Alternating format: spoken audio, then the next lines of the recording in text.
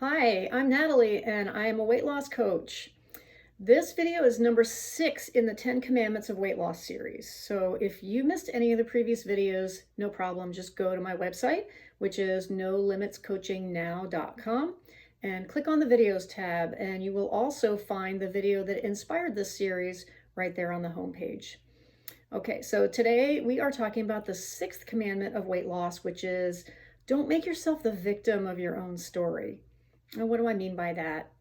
We have close to 60,000 thoughts a day, and more than 80% of them are negative. That voice inside your head is the single most powerful influence in your life. The way we talk to ourselves determines how we feel and what we do or don't do. And if you're bombarding yourself constantly with negative messaging, even if you don't realize it, it will have a huge impact on how you approach your life and your weight loss. So first of all, what do I mean by victim?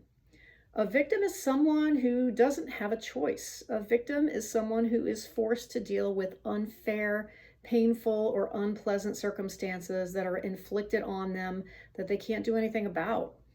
Now, when it comes to weight loss, unless someone has you locked in a prison cell and you have no control over how they're feeding you, you are not a victim. You may have a health concern or a genetic predisposition that makes things a little more challenging for you, but you do still have a choice, which means that you do have at least some measure of control over your lifestyle habits. So when you're focused on being a victim to your circumstances, you are reinforcing the idea that you're powerless instead of empowering yourself to make your own positive choices. No one likes that feeling of being powerless or being subjected to someone or something else's authority. And that's why it's so important to remember your big why, the real reason that you decided to make a change in the first place.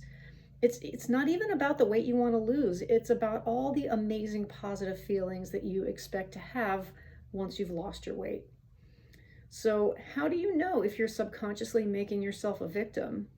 Just listen to the kinds of things that you say to yourself. Now, see if any of this sounds familiar. It's not fair that I can't eat that anymore. I had a hard day and I deserve a treat. Everyone else is having some, so why shouldn't I? Thoughts like this have one thing in common. They will all set you up for failure. When you focus on how much your new lifestyle sucks, how unfair it is, and how much you wish you could go back to the way things used to be, you're creating stress and resentment, which will lead to resistance to or even quitting your new lifestyle. Why? Because it creates negative emotional pressure that strains the willpower you've been using to try to control it. When you feel anger, stress, and resentment, what do you typically do to make yourself feel better? Most of us turn to food because that's the habit that we've created over the course of our whole lifetime.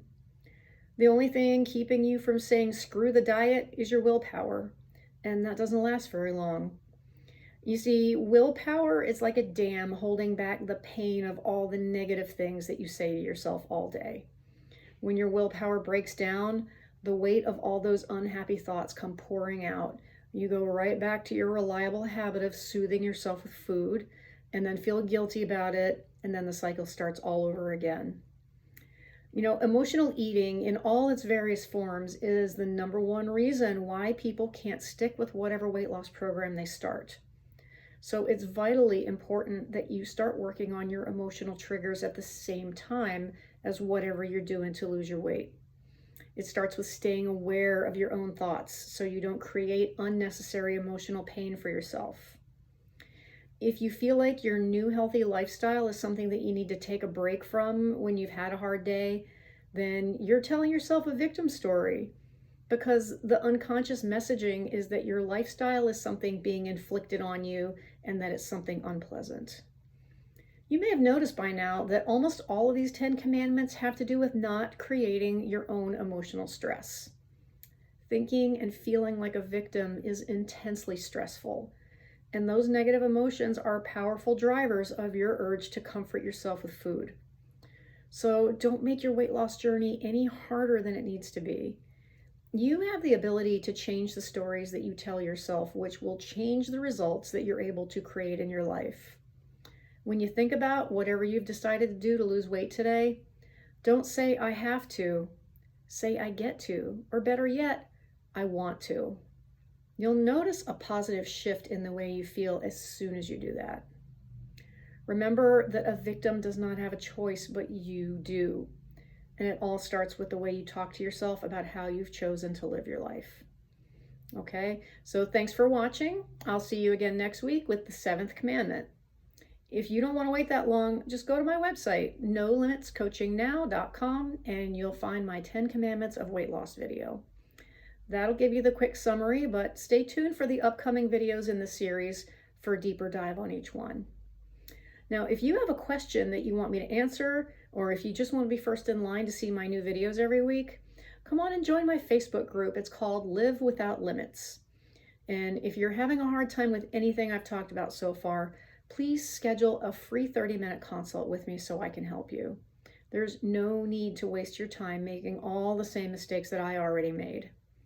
Go to my website, book a free session by clicking the button on the top right of the homepage, and let me use everything I've had to learn the hard way to make it easier for you. So again, No Limits Coaching Now is where to find all the goodies that I've created just for you. And it's where you can get the help from me if you need it. I'll see you again next week. And until then, stay healthy and be kind to yourself.